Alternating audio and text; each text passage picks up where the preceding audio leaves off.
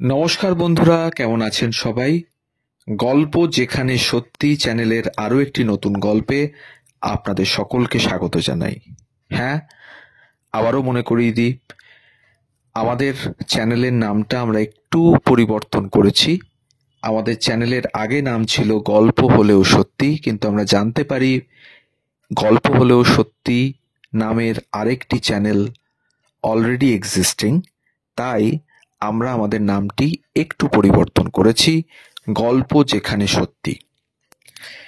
আমাদের চ্যানেলে নতুন হলে অবশ্যই আমাদের চ্যানেলটিকে সাবস্ক্রাইব করে পাশে থাকবেন।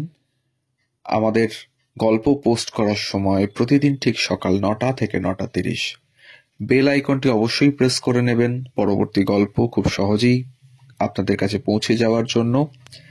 আর গল্প ভালো লাগলে অবশ্যই কাছের মানুষদের সাথে শেয়ার করবেন। আপনি কি ন্যায্য মূল্যে টাটকা মাছ খুঁজছেন, অথবা ধরুন তুলনামূলক সস্তা দামে তরতাজা সবজি, নাকি ভালো মানের মুদি কিংবা কোনো দশকর্মা দোকানের খোঁজ করছেন? আপনি যদি দক্ষিণ কলকাতার বাসিন্দা হয়ে থাকেন, আর কোনো চিন্তাই নেই, আপনার সমস্ত প্রয়োজনের হদিশ মিলতে পারে এই জায়গায়। কি নাম সেই জায়গার? কেন, যদুবাবুর বাজার, যা অনেকে আবার যোগুবাবুর বাজার নামেও চেনে। পুরনো অতি পরিচিত এই বাজারটি শুধুমাত্র স্থানীয়দের কাছেই নয়, কলকাতা শহরের আনাচে কানাচে বহু বাসিন্দার কাছেই এই বাজারের জনপ্রিয়তা তুঙ্গে। কলকাতাবাসীর কাছে এই বাজারটি পছন্দের একটি আড্ডাখানাও বটে। কিন্তু এই বাজারের নাম যদুবাবুর বাজার কেন রাখা হলো? কে ছিলেন এই যদুবাবু? এর পটভূমি সম্বন্ধে তলিয়ে জানতে আমাদের ফিরে যেতে হবে ঔপনিবেশিক সময়টা 1717 সাল। ইস্ট ইন্ডিয়া কোম্পানি মুঘল সম্রাট ফারুক শিয়ারের কাছ থেকে তাদের বসতির আশেপাশের 38টি গ্রাম থেকে রাজস্ব আদায়ের অধিকার লাভ করে। এর মধ্যে 5টি গ্রাম ছিল তৎকালীন হুগলি জেলার, যা বর্তমানে হাওড়া জেলার অন্তর্ভুক্ত হয়েছে, এবং বাকি 33টি গ্রাম কলকাতার পার্শ্ববর্তী। বাংলার শেষ স্বাধীন নবাব সিরাজউদ্দৌলার পতনের পর ব্রিটিশ কোম্পানি 1758 সালে মির্জাফরের কাছ থেকে এই গ্রামগুলি কিনে নেয় এবং তাদের পুনর্গঠন করেন।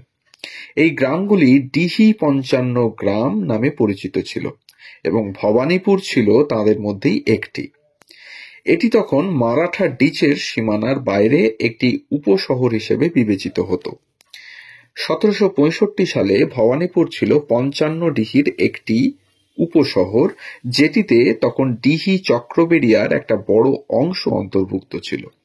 1773 সাল নাগাদ প্রধানত বাংলায় ব্রিটিশ ইস্ট ইন্ডিয়া কোম্পানির ভারতীয় অঞ্চলগুলির নিয়ন্ত্রণের জন্য ব্রিটিশ পার্লামেন্ট দ্বারা রেগুলেটিং অ্যাক্ট আইন পাশ করা হয়। এই আইনের প্রধান বিধান ছিল বাংলায় ফোর্ট উইলিয়ামের একজন গভর্নর জেনারেল নিয়োগ এবং 1774 সালে বিচার বিভাগের আওতায় সুপ্রিম কোর্ট প্রতিষ্ঠা করা।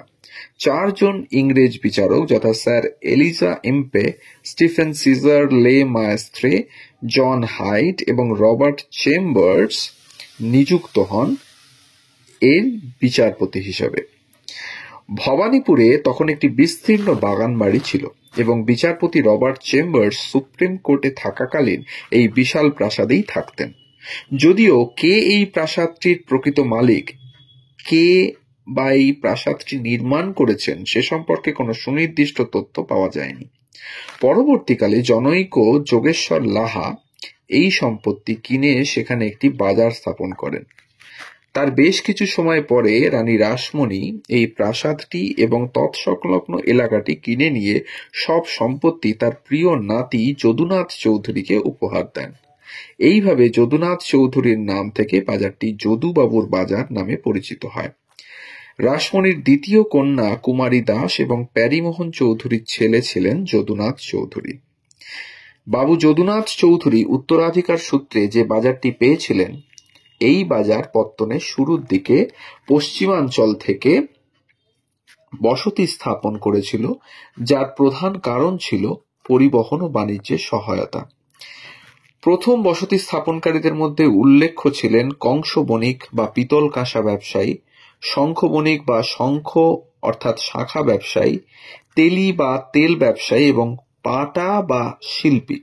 1833 সালে শহরের মানচিত্রগুলি লক্ষ্য করলে দেখা যায় সেখানে কাঁসারিপাড়া, তেলিপাড়া, শাঁখারীপাড়া, পটুয়াপাড়া নামক এলাকাগুলির উপস্থিতি।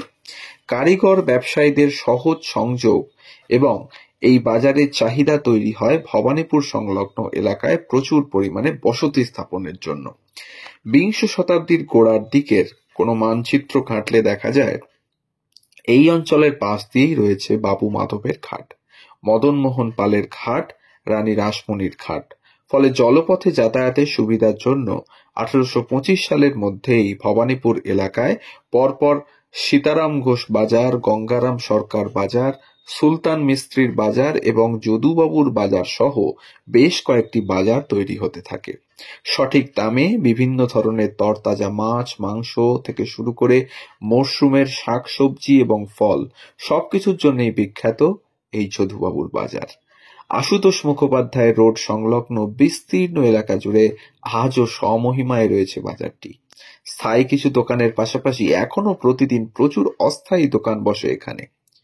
কোনো না কোনো বিক্রেতা এই বাজারের পাশে ফুটপাতে বসেই পসরা সাজান রোজ। ভোর থেকে সন্ধ্যা পর্যন্ত এক নাগাড়ে চলে বিকিকিনি। শপিং মলের যুগে এসেও আজও যেন সেকেলে প্রাচীন বাজারটি শহরের প্রাণভোমরা হয়ে টিকে থেকেছে স্বমহিমায়। প্রতিযোগিতার ইঁদুর দৌড়ে পাল্লা দিয়ে এই বাজারের বিক্রেতারা গ্রাহকদের চাহিদা পূরণের ত্রুটি রাখছেন না। ব্যবসায়ী হলেও পুরনো ঐতিহ্য বাঁচিয়ে রাখার কর্মকাণ্ডের তারা অন্যতম শরিক। তো এই ছিল আজকের গল্প যদুবাবুর বাজারকে নিয়ে, কিভাবে নাম হলো যদুবাবুর বাজার। আমাদের গল্প যদি ভালো লাগে তাহলে আমাদের চ্যানেলটিকে অবশ্যই সাবস্ক্রাইব করবেন এবং বেল আইকনটিকে প্রেস করে রাখবেন পরবর্তী গল্প পাওয়ার জন্য। আমাদের গল্প পোস্ট করার সময় প্রতিদিন ঠিক সকাল 9টা থেকে 9টা 30 মিনিট। সবাই ভালো থাকবেন,